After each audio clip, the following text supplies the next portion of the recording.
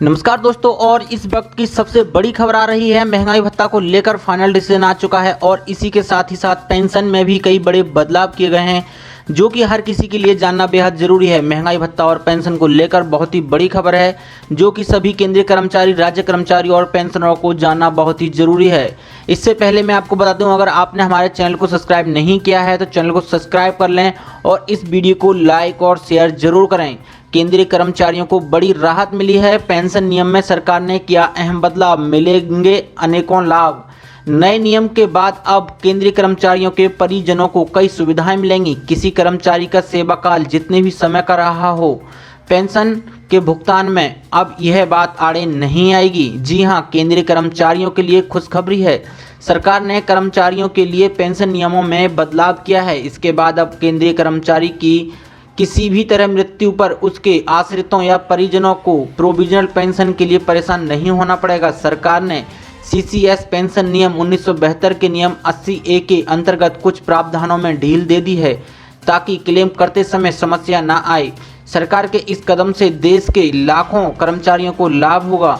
अभी तक प्रचलित नियम के अनुसार फॉर्म नंबर 14 के साथ अगर संबंधित कर्मचारी का मृत्यु प्रमाण पत्र और बैंक संबंधी विवरण यदि दिया जाता है और इन कागजातों में मुख्यालय को आपत्ति नहीं है, तो फैमिली पेंशन की राशि उसी समय जारी कर दी जाती है। हालांकि मृत्यु होने की दशा में ग्रेच्युटी जारी किए जाने के नियमों में फिलहाल कोई परिवर्तन नहीं किया गया है। अगर किसी कर्मचारी की प्रोविजनल पेंशन अधिक बन गई है तो बाद में इस राशि को मृत्यु ग्रेच्युटी से बनने वाली राशि से काटकर समायोजित कर लिया जाएगा। CAPF यानी केंद्रीय सशस्त्र पुलिस बलों के जवानों के लिए अब ये नया नियम बनाया गया है कि यदि सेवा काल की अवधि में ही उनकी मृत्यु हो जाती है तो उनके आश्रितों परिजनों को प्रोविजनल पेंशन का तुरंत भुगतान कर दिया जाएगा। इस केस में फाइनल ऑपरेशनल कैजुअलिटी की रिपोर्ट के लिए भी प्रतीक्षा नहीं करनी होगी। नए नियमों के बाद अब कर्मचारी के परिजनों को कई सुविधाएं मिलेंगी। किसी कर्मचारी का सेवा काल जितने भी समय का रहा हो, पेंशन के भुगतान में यह बात अब आड़े नहीं आएगी। पेंशन की राशि जारी होने के लिए अब सेवा की जांच भी अनिवार्य नहीं है। अभी तक केवल ग्रेच्युटी के मामलों में सेवा काल को देखा जाता रहा है। अगर किसी कर्मचारी पर कुछ ड्यूज निकलता है तो वह राशि मृत्यु ग्रेच्युटी में से काट ली जाएगी।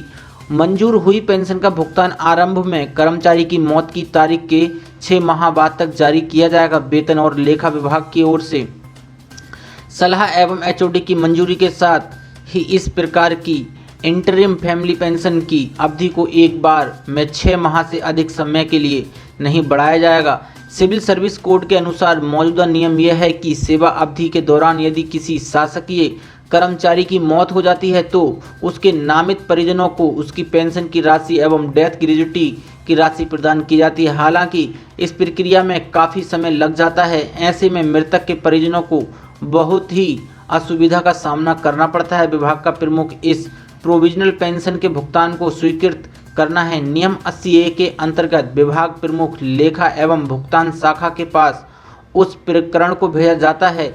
यहाँ आवेदक से कई प्रकार के कागजात मांगे जाते हैं, उन्हें जुटाना कठिन होता है। यदि इन्हें प्रस्तुत कर भी दिया जाए तो भी राशि प्राप्त करने में लंबा समय लग जाता है। चूँकि इन प्रकरणों की अधिवक्ता होती है, ऐसे में इनके निपटारे में वक्त लग जाता है। लेकिन अब केंद्र सरकार ने फैसला लिया है कि नियम 54(2) CCS पेंशन नियम के तहत पेंशन की राशि उसे भी दी जाएगी जिसकी सेवा की अवधि 1 साल से भी कम हो। आपकी जानकारी के लिए बता दें कि पारिवारिक पेंशन यानी फैमिली पेंशन स्कीम 1971 में यह प्रावधान है कि पारिवारिक पेंशन मुख्य रूप से सेंट्रल गवर्नमेंट एम्प्लॉयज़ केंद्रीय कर्मचारी का विधवा या विधुर को ही दी जाती है। ये भी उन कर्मचारियों के परिजनों को जिनकी सेवा अवधि के दौरान मृत्यु हो जाती है। लेकिन सेंट्रल एम्प्लॉयज़ यानी केंद्रीय कर्मचारियों के निधन के समय यदि कर्मचारी की संतान की आयु 25 साल से कम है तो वह भी पारिवारिक पेंशन पाने के पात्र हैं। जब तक उस संतान का विवाह नहीं हो जाता तब तक उसे यह फैमिली पेंशन पारिवारिक पेंशन दी जाती है। दूसरी शर्त यह है कि जब तक उसकी मासिक आय 9,000 रुपये से कम है उसे पेंशन मिलेगी। 9,000 रुपये से अधिक आय होने पर यह पात्रता समाप्त हो जाती है। यदि दिवंगत कर्मचारी की बेटी अविवाहिता है विधवा या तलाकशुदा है तो ऐसे में भी वह पारिवारिक पेंशन पाने का हकदार होगी। यह पारिवारिक पेंशन योजना के नियम केंद्रीय सशस्त्र बल जैसे सीआरपीएफ, सीआईएसएफ जैसे कर्मचारियों समेत शेष समस्त केंद्रीय कर्मचारियों के लिए लागू होते हैं। अब बदले हुए नियम का इन सभी कर्मचारियों को लाभ मिलेगा। ऐसी बड़ी खबरों को देखने के लिए हमारे चैनल को सब्सक्राइब करें और वीडियो को लाइक शेयर जरूर करें। धन्यवाद।